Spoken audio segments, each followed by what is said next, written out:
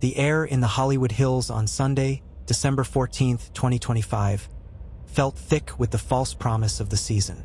Beneath a sky that shimmered with the distant glow of city lights, the grand mansion of Rob and Michele Reiner stood as a monument to a life built on cinematic dreams and a deeply rooted love story. Inside, however, a different narrative had already begun to unfold, one that would tear through the illusion of their seemingly perfect world and leave a chilling question mark over the very heart of their family. For more true crime stories like this, hit the subscribe button. For decades, Rob Reiner had been a titan of entertainment, a household name etched into the fabric of American culture. From his iconic portrayal of Michael "Meathead" Stivic on All in the Family, to his masterful direction of beloved films like When Harry Met Sally, The Princess Bride, A Few Good Men, and Misery, Reiner's career was a tapestry of critical acclaim and popular adoration.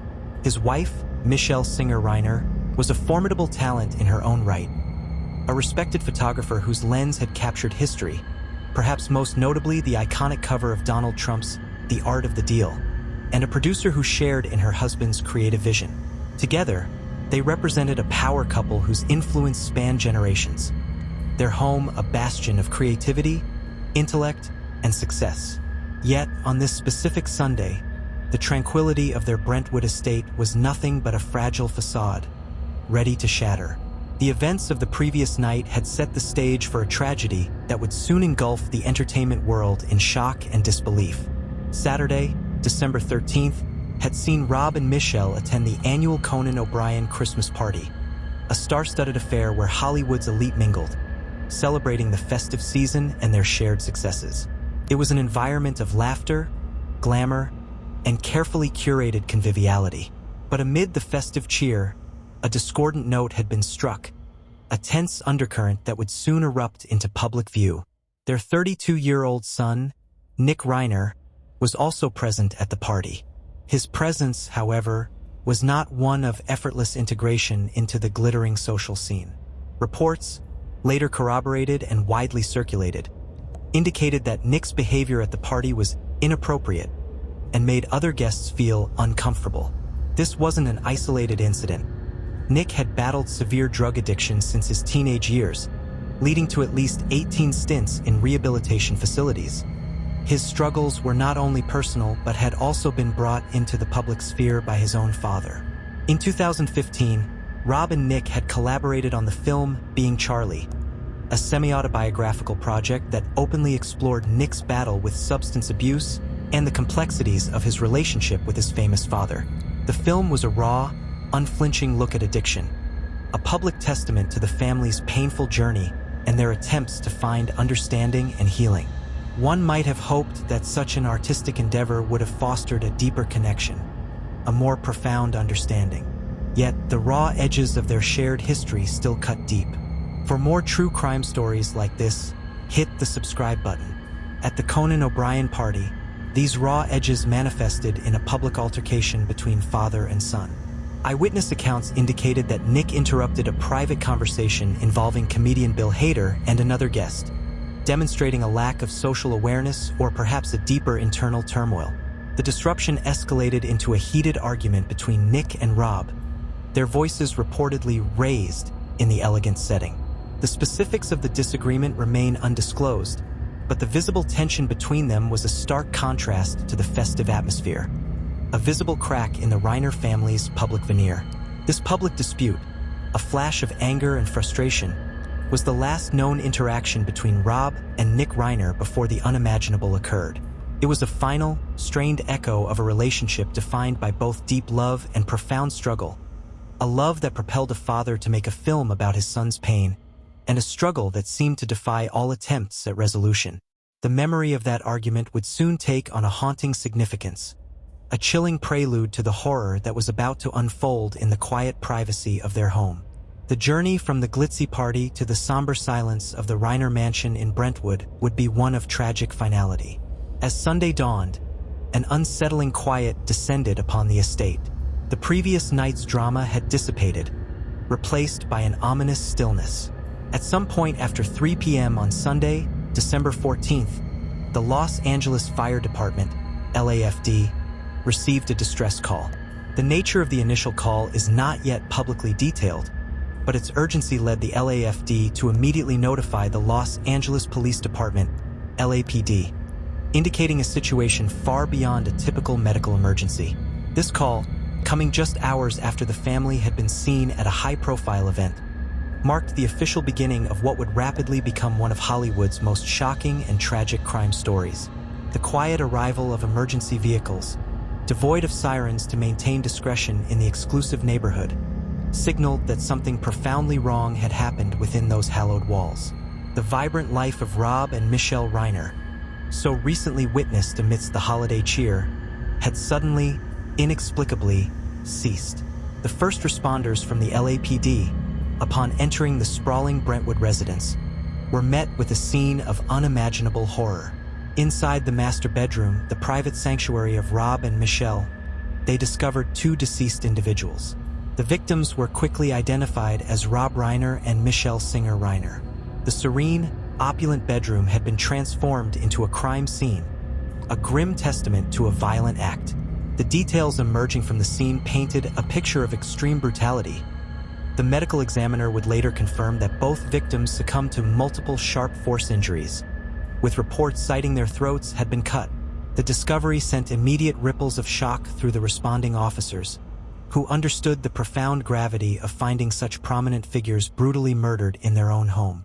The initial silence of the mansion was now filled with the hushed, urgent tones of law enforcement, their focused movements betraying the magnitude of the task ahead. The illusion of a perfect Hollywood life, which had perhaps sustained itself through years of public scrutiny and private heartache, was now irrevocably shattered, replaced by the stark, undeniable reality of a double homicide. The initial investigation quickly focused on the last known interactions and the members of the immediate family. Within hours, a suspect began to emerge, one whose troubled history had shadowed the Reiner family for years. The public altercation at the Conan O'Brien party suddenly gained a chilling new context. The son, Nick Reiner, who had struggled with addiction and mental illness for more than half his life, was now at the center of the unfolding tragedy. Law enforcement began to piece together his movements in the hours following the party and leading up to the gruesome discovery. The search for answers had begun, and it pointed directly to a profound betrayal within the family's inner circle. But as the initial horror gripped Hollywood, where was Nick Reiner in the immediate aftermath of the murders, and what trail had he left behind? For more true crime stories like this, hit the subscribe button. While the master bedroom in Brentwood remained a frozen tableau of violence, the world outside was beginning to wake up to a day it would never forget. The discovery of Rob and Michele Reiner at 3:30 p.m. on Sunday was the endpoint of a tragedy. But the forensic trail leading up to that moment had actually begun hours earlier, winding through the neon-lit streets of the West Side. As investigators secured the perimeter of the South Chadbourn Avenue estate, digital and physical breadcrumbs started to paint a picture of Nick Reiner's movements in the dark window between the Saturday night party and the Sunday afternoon discovery. The first piece of the puzzle emerged from a gas station surveillance camera in Brentwood. At approximately 11:15 p.m. on Saturday night, mere hours after the heated argument at the Conan O'Brien Christmas party, Nick was captured on film. He wasn't heading toward the comfort of the family home. Instead, he was seen walking in the opposite direction, dressed in a black and green tracksuit with a red backpack slung over his shoulders. Those who viewed the footage noted a sense of urgency in his gait, a man seemingly untethered. By 4 a.m. on Sunday, the trail moved 4 miles southwest to the coast. Nick Reiner appeared at the front desk of the Pierside Santa Monica, a boutique hotel located just a block from the iconic pier. He checked in using his own credit card, a detail that would later prove pivotal in tracking his timeline. Witnesses at the hotel described his demeanor as erratic and unstable, though no visible injuries were noted at the time of check-in. He retreated to his room, a space that would soon become a secondary crime scene as disturbing as the first. The horror within that hotel room was not discovered until housekeeping arrived later that morning. What they found was a scene of frantic concealment. The bedsheets had been stripped from the mattress and pinned over the windows, blocking out the morning sun and the view of the Pacific. When staff entered the bathroom, the situation escalated from suspicious to gruesome. The shower was reportedly full of blood. Stains were also discovered on the bed, suggesting a desperate attempt to wash away or contain the aftermath of a violent struggle. Yet, by the time the police were alerted to the scene at the pierside, Nick Reiner was already gone, having abandoned the room without officially checking out. For more true crime stories like this, hit the subscribe button. While the LAPD's Robbery Homicide Division processed the blood evidence in Santa Monica, the search intensified across the city. By the evening of Sunday, December 14th, the manhunt had moved east toward the urban sprawl of South Los Angeles. At approximately 9:15 p.m., nearly 6 hours after his sister Romy had made the harrowing discovery in Brentwood, Nick was spotted near the University of Southern California, USC campus. Surveillance footage from a convenience store in the Exposition Park area showed him walking calmly to a cooler, selecting a drink, and appearing to scan his surroundings with a nervous, darting energy. The end came quickly and without further violence. As Nick exited the store, he was met by a phalanx of 4 police vehicles. In a dramatic scene captured by onlookers and nearby security cameras, officers from the LAPD gang unit confronted him. Nick did not resist. He was ordered to the ground and handcuffed, still wearing the same tracksuit and carrying the red backpack that had been seen throughout his 24-hour odyssey. He was initially transported to the Metropolitan Detention Center before being moved to the Twin Towers Correctional Facility, where he was placed on a mandatory suicide watch. As the sun rose on Monday, the gravity of the charges began to take shape. Los Angeles County District Attorney Nathan Hochman announced that Nick Reiner would face 2 counts of first-degree murder. The filing included a special circumstance of multiple murders and a special allegation regarding the use of a deadly weapon, specifically, a knife. These are not mere legal technicalities. In the state of California, these specific additions move the case into the realm of the ultimate penalty. The DA's office made it clear. The standard of proof they were aiming for was beyond a reasonable doubt, and the stakes were nothing less than life without the possibility of parole or the death penalty. But as the legal machinery began to grind, a new question surfaced. Could the very history of mental illness and addiction that had defined Nick's life provide him with a path to avoid the needle or a lifetime behind bars? For more true crime stories like this, hit the subscribe button. The transition from the blood-stained shower of a Santa Monica hotel to the sterile, high-security environment of a Los Angeles courtroom occurred on Wednesday, December 17th, 2025. It was a day that the public, the media, and a mourning Hollywood had been waiting for with bated breath. But the man who emerged from the custody area was a shadow of the person seen in the Being Charlie press junkets a decade prior. Nick Reiner, now 32, appeared behind a thick pane of safety glass, his presence conveying a jarring sense of vulnerability and detachment. He was dressed in a blue, quilted suicide prevention vest, a safety smock designed to prevent a high-risk inmate from harming themselves. Underneath, he was shirtless, and his wrists and ankles were bound in heavy metal shackles. As he stood in the prisoner's dock, the physical toll of the preceding 72 hours was evident. He remained almost entirely silent, speaking only 3 words, "Yes, Your Honor," when asked if he understood the decision to waive his right to a speedy arraignment. The hearing, which lasted mere minutes, did not involve a plea of guilty or not guilty. Instead, it was a procedural pause, a continuance that pushed the formal start of the legal battle to January 7th, 2026. Outside the courtroom, the air was thick with a different kind of tension. Standing before a forest of microphones was Alan Jackson, a legal titan known for navigating the most complex and scrutinized cases in the country. Jackson's involvement changed the gravity of the room. This was the man who had secured an acquittal for Karen Reed and defended some of the most controversial figures in modern history. He did not offer a defense of the facts. Instead, he spoke of very, very complex and serious issues and a devastating tragedy that had befallen the family. His words were a calculated request for patience, a signal that this case would not be a straightforward prosecution, but a deep dive into the fractured psyche of a man whose life had been a revolving door of crisis. While the legal teams began their posturing, a new and startling layer of the story broke through the news cycle. Sources close to the investigation revealed a diagnosis that reframed the entire narrative of the Saturday night argument at the Conan O'Brien party. Just weeks before the murders, Nick Reiner had reportedly been diagnosed with schizophrenia. This was not the general troubled youth narrative the public was used to. This was a severe, chronic mental health condition. Reports from TMZ and other outlets indicated that Nick had recently spent time at an elite, $70,000 a month treatment facility in Los Angeles, a place where the children of the rich and powerful are sent when traditional rehab fails. For more true crime stories like this, hit the subscribe button. According to these reports, the weeks leading up to the Brentwood tragedy were defined by a disastrous attempt to stabilize Nick's mind. Doctors had allegedly adjusted his psychotropic medications approximately 3 to 4 weeks before the incident. Rather than bringing peace, the change reportedly backfired, leaving Nick out of his head, erratic, and increasingly dangerous. This medical detail provides a chilling context to the inappropriate behavior reported at the Christmas party.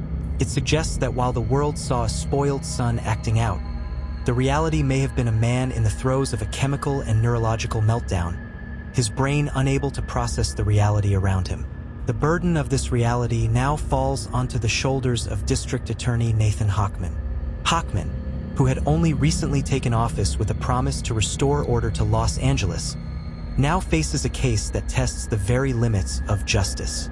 In his press conferences, he has been careful to acknowledge the heart-wrenching nature of intrafamily homicides.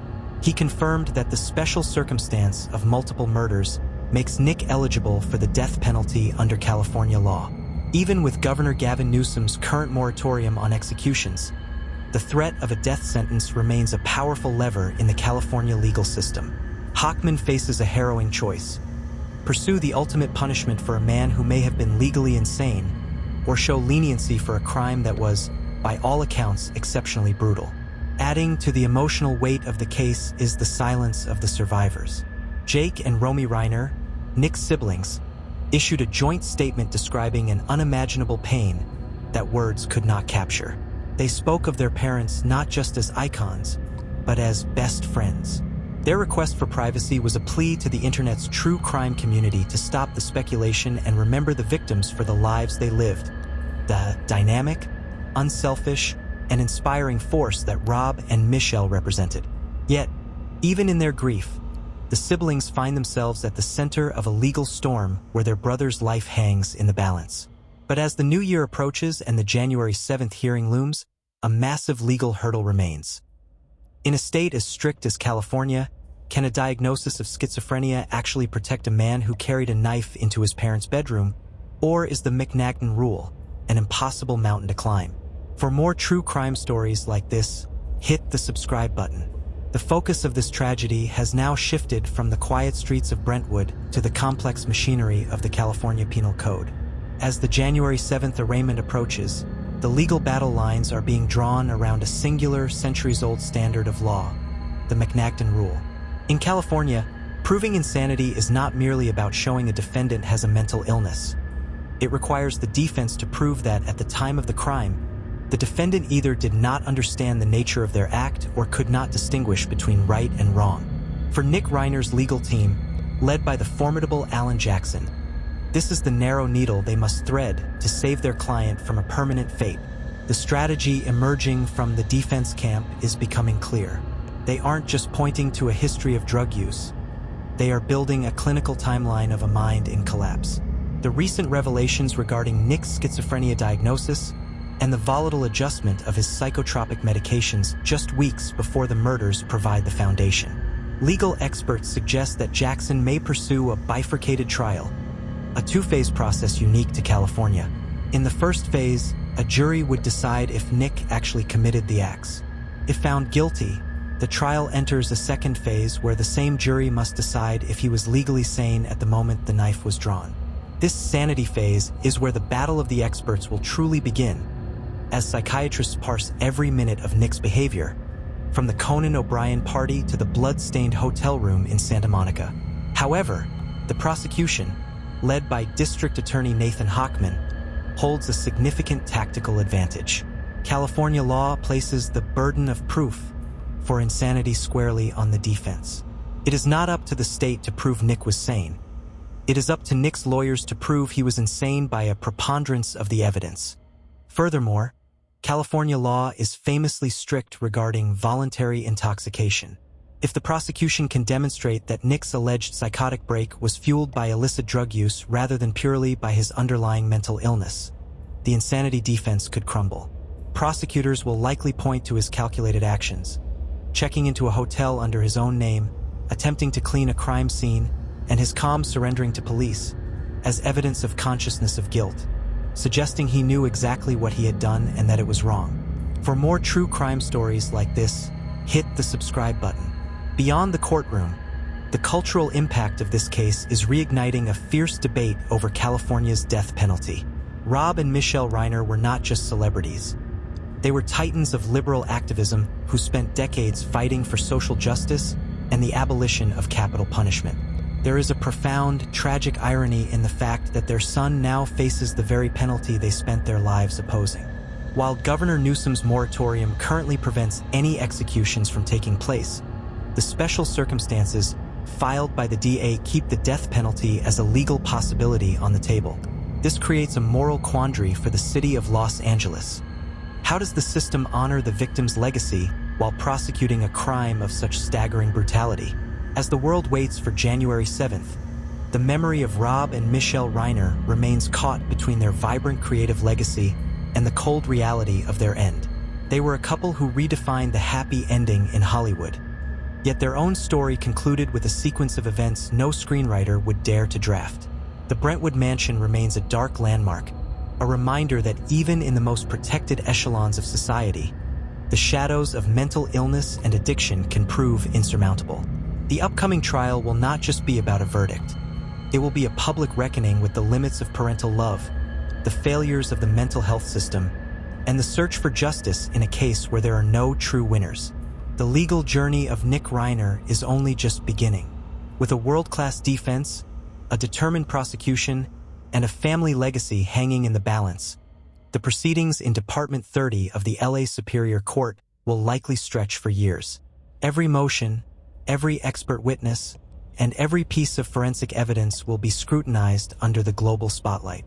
But for the Reiner family, and for a city that grew up on Rob's films and Michele's art, the true resolution may never come in a courtroom. The silence left behind in Brentwood is a void that no legal verdict can ever truly fill. And as always, you've been watching True Crime Story Vault, where every story is told with facts, empathy, and respect for those who can no longer speak for themselves. For more true crime stories like this, hit the subscribe button and comment your thoughts below. Until next time, remember, the truth is never buried.